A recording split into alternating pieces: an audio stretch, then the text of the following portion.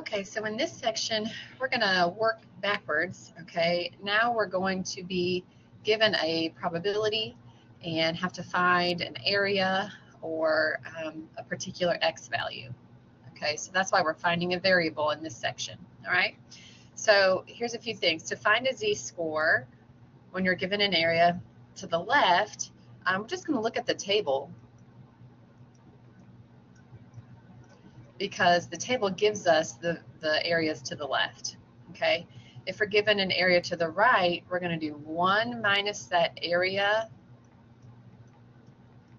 to the right, and that's going to give us the area to the left, and then we're going to look at the table for that particular area, okay? If we're given an area between two z-scores, okay, so we're going to do 1 minus that area and divide by 2. That will give us the value of the negative z, okay, or that'll give us the area to the left of the negative z, okay.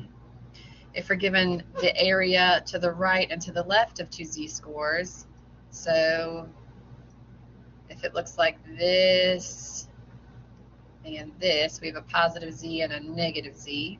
Okay, we're going to take that area and divide by 2, and that'll give us the area to the left of the negative z-score, so this one right here. Okay.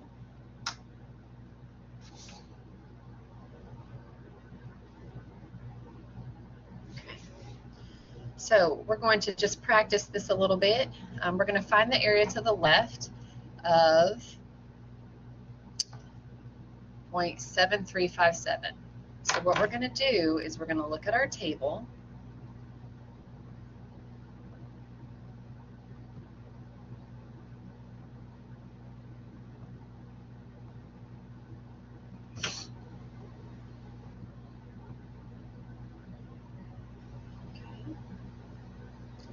And I'm going to look for the area closest to the one given here, 0.7357. So I'm just kind of looking through, oh, right here. All right, so it says 0.7357. So if I follow this to the left and up, that's going to give me a z-score of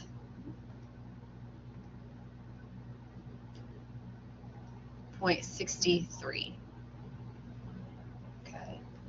All right, what z-value represents the 90th percentile?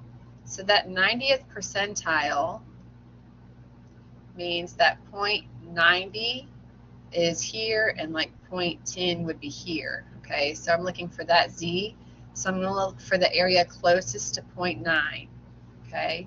So I'm at my table and I'm looking for something close to 0.9. Okay. So 0.9 is not exactly on the table, but it would kind of fall between these two numbers right here. All right, so I want to use the one that it's closer to. It's actually closer to this, 0.8997. So that z-score would be 1.28.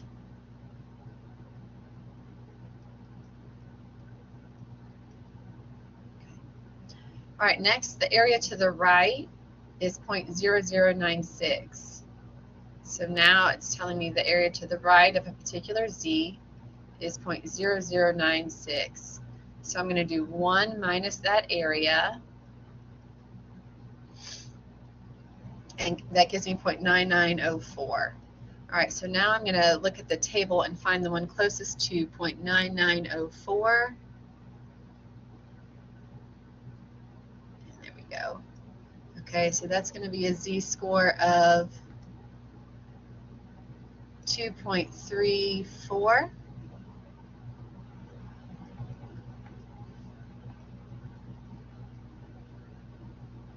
Okay. All right, for the next one, the area between negative z and positive z, this area is 0.90. Okay, so when that happens, basically I want to find this area. So I'm going to do 1 minus 0.90. that'll give me the area in both of these tails. And then when I divide by 2, that'll give me this area right here that I want. Okay, so this is going to give me 0.05. Okay, so now I'm going to look for 0.05 on my table. All right, so I need to go to the negative table. All right, and I'm going to look for the area closest to 0.05. All right, and so 0.05 is going to fall exactly in between these two. It's not closer to one or the other. It's exactly in the middle. So when that happens, we're going to take the average of both of these. Okay, so I'm going to take the average of negative 1.65 and negative 1.64. So to find the average, we add them up and divide by 2. And that's going to give me a final answer of negative 1.645.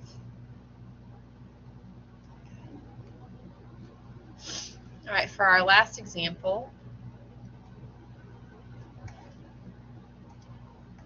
I have the area to the left and the area to the right is 0.1616. So if I want to find this area, I'm just going to take 0.1616 and divide by 2, and that's going to give me 0.0808. All right. So now I'm going to find that on my table. So 0.0808. Here we go. All right, so that's going to give me a z-score of negative 1.40.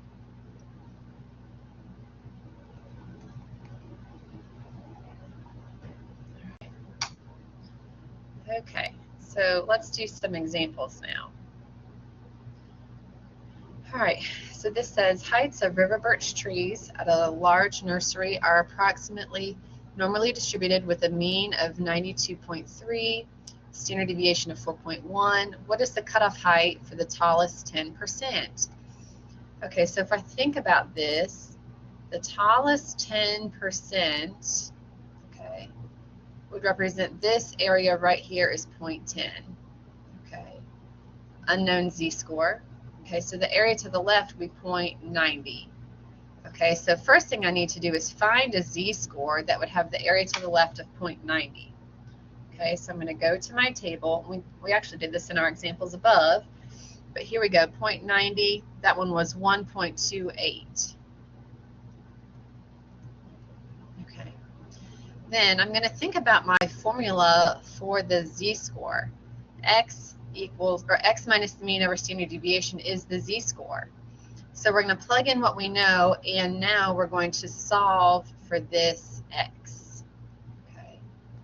All right, so it's going to look like z equals, so that's 1.28 equals x minus the mean, which is 92.3, and that's being divided by our standard deviation. Okay. All right. So when I solve this, I'm going to multiply both sides by 4.1, whatever's down here in this denominator.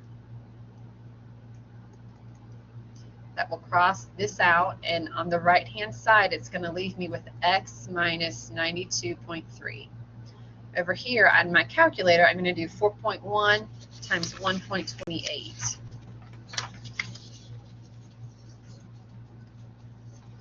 All right, so let's see here.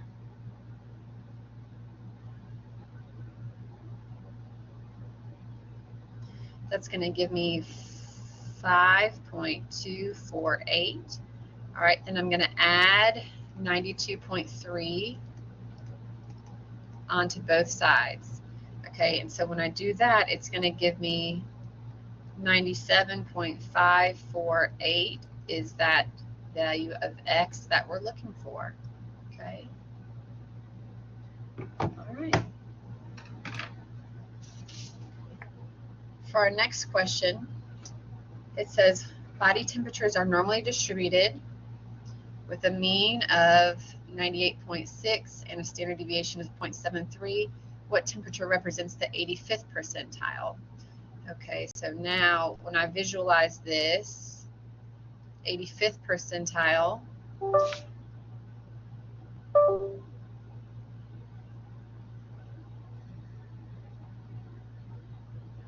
sorry about that, 85th percentile, back to what we were doing,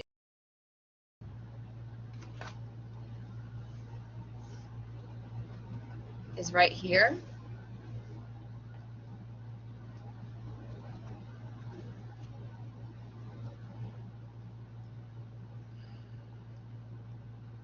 Okay, so I need to use my table and find the z-score closest to 0.85.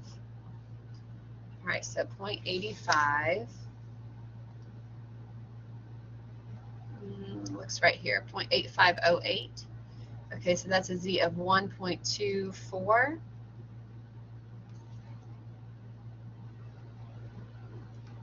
excuse me, 1.04. I misspoke there. All right, so we have a z equals 1.04. So we're going to plug that into the formula. So 1.04 equals x minus the mean divided by the standard deviation. We're going to multiply both sides by the denominator.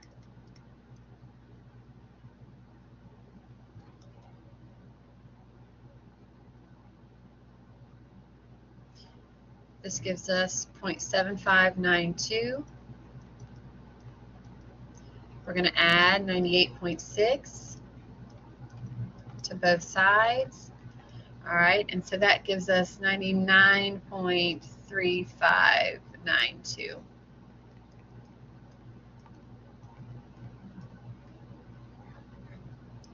right, so there we go.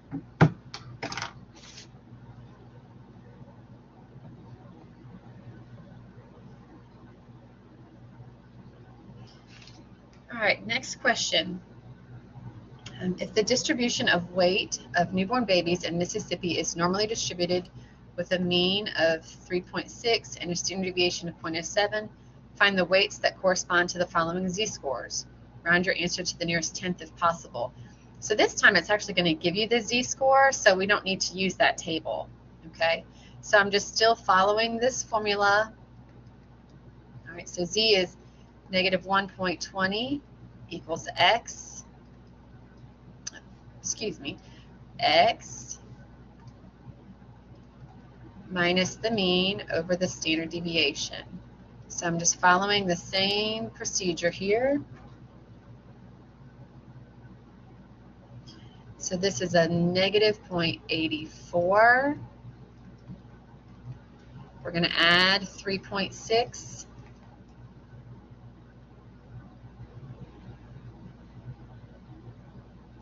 So our answer for this one is 2.76.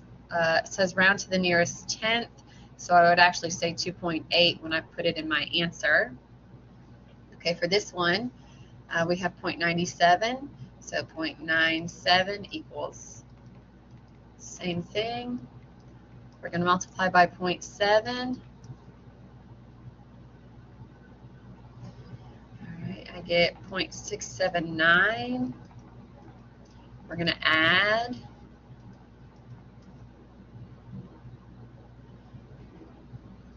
And so I'm getting 4.279. So if I'm rounding to the nearest tenth, I would say 4.3.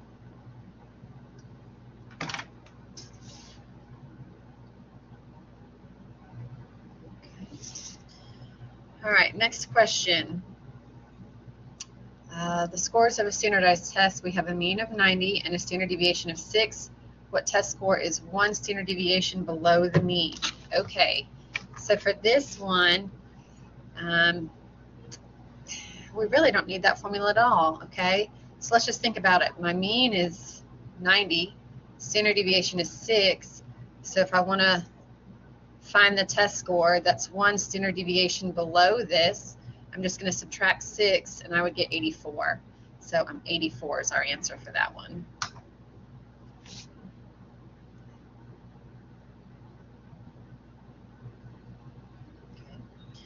All right, next one.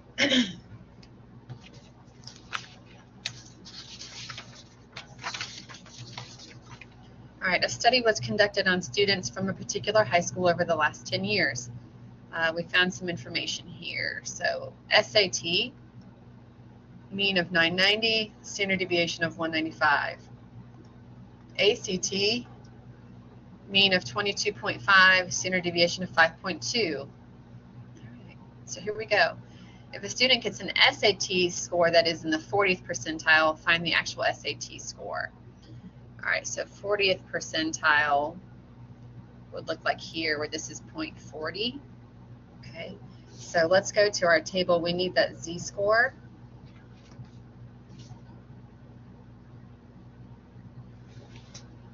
All right, 0.40.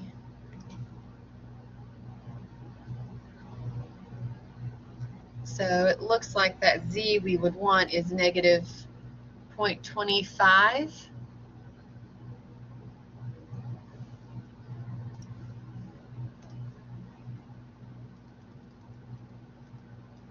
So I'm going to say, negative. So I'm going to say negative 0.25 equals x minus the mean.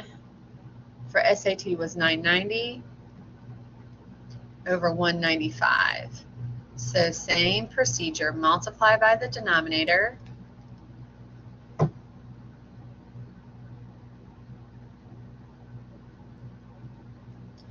This will give us negative 48.75. Add. So we would get 941.25. If we needed to round to the nearest whole number, we would say 941. Okay. All right. What would be the equivalent ACT score? So now we're still in the 40th percentile. So Z is still negative 0.25. But now the mean is 22.5 and the standard deviation is 5.2.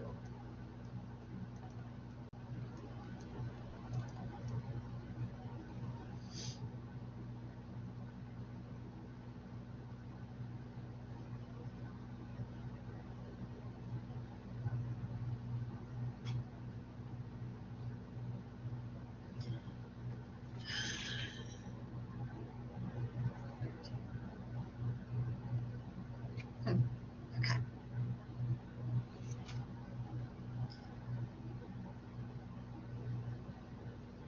All right, so in my answer key on Moodle, I actually have this as 4.2, so let's make this match up. So let's make this 4.2 here, just so it matches.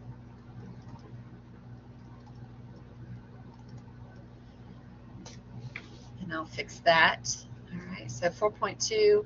So this would give us negative 1.05.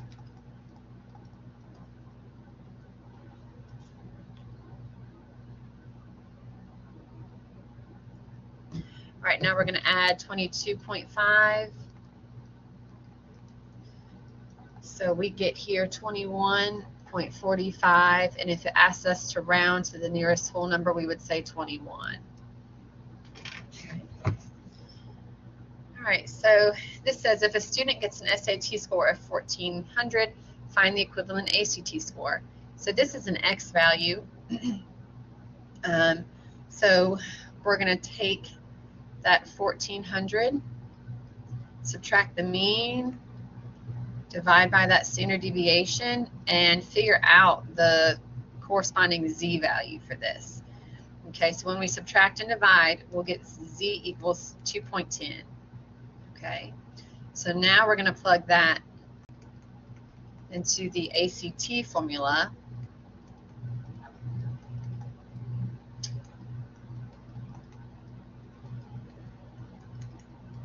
To solve for that X value.